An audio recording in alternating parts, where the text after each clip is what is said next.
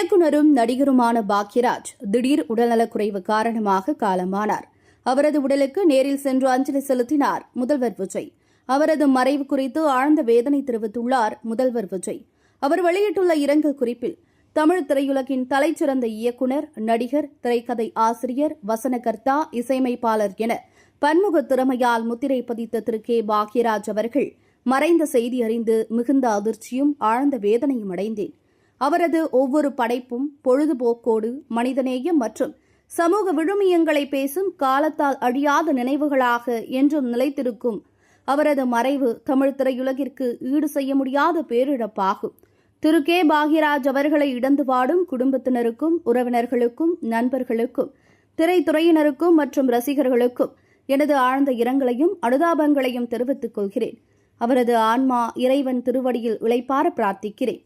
திரைத்துறையில் திரு கே. பாக்யராஜ் அவர்களின் பங்களிப்பை போற்றி அஞ்சலி செலுத்தும் வகையில் அவரது இறுதி பயணத்திற்கு அரசு மரியாதை வழங்கப்படும் என்றும் அவர் தெரிவித்துள்ளார். திமுக கூட்டணியிலிருந்து வெளியேறுவதாக மதிமுக பொதுக்குழு கூட்டத்தில் முடிவெடுக்கப்பட்டுள்ளது. இதுகுறித்து கருத்து தெரிவித்த பொதுச் செயலாளர் வைகோ, கூட்டணி பேச்சுவார்த்தையில் என்னை சந்திக்க ஸ்டாலின் மறுத்துவிட்டார். நேரம் கேட்டு தொந்தரவு செய்ய வேண்டாம் என்றார். பாஜகவை எதிர்க்கத்தான் திமுகவை ஆதரித்தோம். ஆனால் எடப்பாடி பழனிசாமியை முதல்வராக்க திமுக முயற்சி செய்தது. IUML, VCK ஆதரவு கொடுத்து அமைச்சர்கள் ஆனார்கள். நாங்கள் தாவேகாவுக்கு ஆதரவு தரவில்லை. ஆனால் ஏன் எங்களை கேவலமாக பேசினீர்கள்? நாங்கள் என்ன செய்தோம் என கூறினார் வைகோ. இந்த பொதுக்குழு கூட்டத்தில் உதயசூரியன் சின்னத்தில் போட்டியிட்டு வெற்றி பெற்ற மதிமுகவைச் சேர்ந்த 2 MLA-க்களும் புறக்கணித்தனர். தாவேகாவில் இணைவது குறித்து பேசிய வைகோ, 2 MLA-க்கள் ராஜினாமா செய்யும் பட்சத்தில் மீண்டும் தேர்தல் வரும்போது அவர்களுக்காக நான் பரப்புரை செய்கிறேன் என்றார் முதலமைச்சர் விஜய். நீங்கள் எங்கு சொல்கிறீர்களோ அங்கு வந்து நான் உங்களுடைய வேட்பாளர்களுக்காக பரப்புரை செய்வதாக விஜய் வாக்கு கொடுத்தார். மதிமுக வேட்பாளர்களை வெற்றி பெற செய்வது என் பொறுப்பு எனவும் முதலமைச்சர் விஜய் கூறினார். ஆனால் 2 MLA-க்களும் பதவியை ராஜினாமா செய்ய முடியாது என கூறிவிட்டனர் என்றார் வைகோ.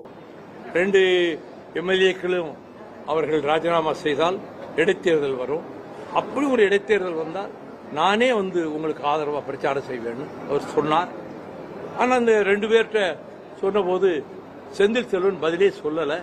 அவர் நேராக திமுகவில் தான் இருக்க போறேன்னு போயிட்டாரு.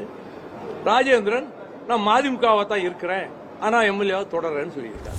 டெல்லிக்கான தமிழக அரசின் சிறப்பு பிரதிநிதியாக ஜனநாயகன் பட தயாரிப்பாளர் வெங்கட் நாராயணா நியமிக்கப்பட்டதற்கு கடும் விமர்சனங்கள் எழுந்த நிலையில் அது குறித்து விளக்கம் அளித்துள்ளார் அமைச்சர் நிர்மல்குமார். அவர் கர்நாடகாவை சேர்ந்தவர். அவர் கர்நாடகாவில் போய் தொழில் தான் செஞ்சுட்டு இருக்கார். அவர் ஆந்திராவை சேர்ந்த நபர். அவர் இன்னொன்னு ஒரு விஷயம் என்னன்னா, டெல்லி பிரதிநிதி. அவர் எந்த முடிவுகளையும் பெரிய முடிவுகள் அவர் இன்னைக்கு பெரிய அப்ரூவல் கொடுக்க போறாரா இல்ல பெரிய முடிவுகள் எடுக்க போறாரா? டெல்லிக்கான பிரதிநிதி தான் இருக்க போறாரு. ஒரு முக்கியமான விஷயங்கள் என்னன்னா, கஷ்டமான சூழ்நிலைகள் அவங்க மிகவும் உறுதியாக நின்றவர்கள், மிகவும் நம்பிக்கையானவர்கள். இன்னைக்கு எந்த இடத்துலையும் ஒரு தவறான நபருக்கு அந்த பொறுப்பு வழங்கப்படவில்லை. அவருக்கு பல அழுத்தங்கள் கடந்த காலங்களில் வந்துச்சு. அவர் மீது அவரிடம் பல அழுத்தங்கள் கொடுத்து அவர்கிட்ட எங்க மீது, எங்க தலைவர் மீதும் எங்க மீதும் பெரும் குற்றச்சாட்டை சுமத்துவதற்கு பல அழுத்தங்கள் வந்தது. அதெல்லாம் தாண்டி இன்னைக்கு அவர் கண்டிப்பாக உறுதியாக நிற்பவர். அவருக்கு இது ஒன்றும் பெரிய இந்த பொறுப்புலாம் இல்லை. ஆனால் அதே நேரத்தில் இது ஒரு தவறான நபருக்கு கொடுக்கப்படவில்லை. அது கர்நாடகத்தை சேர்ந்த நபர் இல்ல, அவர் ஆந்திராவை சேர்ந்த, அங்க போய் தொழில் தான் செஞ்சுட்டு இருக்காரு. எனக்கு ஏதோ இல்ல அது நீங்க அவர் இங்க தமிழ்நாட்டுல வேலை பார்க்க போறது இல்லையா? அவர் டெல்லியில தான் இருக்க போறாரு. தமிழ்நாடு கவர்மெண்ட் எல்லாம் இல்ல, அவர் டெல்லியில ஒரு பிரதிநிதியாக கோஆர்டினேஷன் இருக்க போறாரு. அவர் எந்த முடிவுகளும் எடுக்க போறது இல்ல. அவர் இன்னும் பெரிய ஒரு முடிவுகள் எடுக்க போறது இல்ல. அவர் பெரிய அப்ரூவல் பண்ண போறல, கோஆர்டினேஷன் பண்ண போறாங்க. சோ அதுல தெரிந்தவர்கள், நம்பிக்கையானவர் கோஆர்டினேஷன் பண்றதுல ஒன்றும் தப்பு இல்லை. பல இதுல அங்க டெல்லியிலே பிறந்து வளர்ந்தவர்கள், அங்கேயே இருந்தவர்கள் பல காலங்களில் போட்டிருக்காங்க. அது ஒன்றும் பெரிய விஷயம் இல்லை. முன்னாடி இது அலங்காரமாக இருந்துச்சு. யாருக்காவது MLA ஜெயிக்கலையா, அவங்களுக்கு கொடுத்துருப்பாங்க அந்த போஸ்டிங். அலங்காரமாக இருந்தது. இன்னைக்கு யார் அதுல நம்பிக்கையா இருப்பாரோ அவங்க வேற எதுவும் மிஸ்யூஸ் பண்ணிடக்கூடாது அந்த பொறுப்புகளை.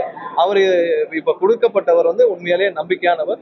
பல அழுத்தங்களையும் தாண்டி எங்களுடைய தலைவரோட நேர்ப்பவர். அதனால ஒன்றும் தப்பு இல்லை. அவரோட நம்பிக்கையானவர். அவருக்கு பணம் ஒரு பெரிய விஷயம் கிடையாது. இந்த பொறுப்பு தான் பெரிய விஷயம் கிடையாது. நம்பிக்கையான நபர். அவர் கர்நாடகத்தை சேர்ந்தவர் இல்ல. இது சும்மா அரசியலுக்காக சொல்றாங்க. நம்பிக்கையான நபர். அதுல ஒன்றும் தப்பு இல்லை. அவர் பெரிய முடிவுகளையும் எடுக்க போறதில்லை. இஸ்லாமியர்களாக மதம் மாறியவர்களுக்கு பிற்படுத்தப்பட்டோருக்கான சான்றிதழ் வழங்கும் அரசாணையை உயர்நீதிமன்றம் ரத்து செய்ததை எதிர்த்து மேல்முறையீடு செய்யப்படும் என்றும் அமைச்சர் நிர்மல்குமார் தெரிவித்தார். தனியார் பள்ளி நிர்வாகங்களிடமிருந்து சட்டவிரோதமாக பணம் வசூலித்ததாக கூறப்படும் புகாரின் அடிப்படையில் தமிழ்நாடு தனியார் பள்ளிகள் சங்கம் என்ற பதிவு செய்யப்படாத அமைப்பின் தலைவரும் திமுக நிர்வாகியுமான PT அரசகுமார் மீது சென்னை மத்திய குற்றப்பிரிவு போலீசார் வழக்கு பதிவு செய்துள்ளனர். மாநிலம் முழுவதும் உள்ள தனியார் பள்ளி நிர்வாகங்களிடம் பள்ளி அங்கீகாரம், பள்ளி தர உயர்வு, CMDA மற்றும் DTCP அனுமதிகள் உள்ளிட்ட பல்வேறு சட்டப்பூர்வ அனுமதிகளை அரசியல் மற்றும் அதிகாரிகள் செல்வாக்கு மூலம் பெற்றுத் தருவதாக உறுதியளித்து பணம் வசூலித்தது, மோசடியில் ஈடுபட்டதாக அவர் மீது வழக்கு பதியப்பட்டுள்ளது. தமிழ்நாடு காங்கிரஸ் கட்சியின் புதிய தலைவராக மாணிக்கம் தாக்கூர் MP நியமிக்கப்பட்டுள்ளார். அவருக்கு முதல்வர் விஜய் வாழ்த்து தெரிவித்துள்ளார். தமிழ்நாடு காங்கிரஸ் கமிட்டியின் புதிய தலைவராக நியமிக்கப்பட்டுள்ள நாடாளுமன்ற உறுப்பினர் திரு மாணிக்கம் தாக்கூர் அவர்களுக்கு மனமார்ந்த வாழ்த்துகள். மக்களுக்கான தங்கள் பணி மென்மேலும் சிறக்கட்டும் என தெரிவித்துள்ளார்.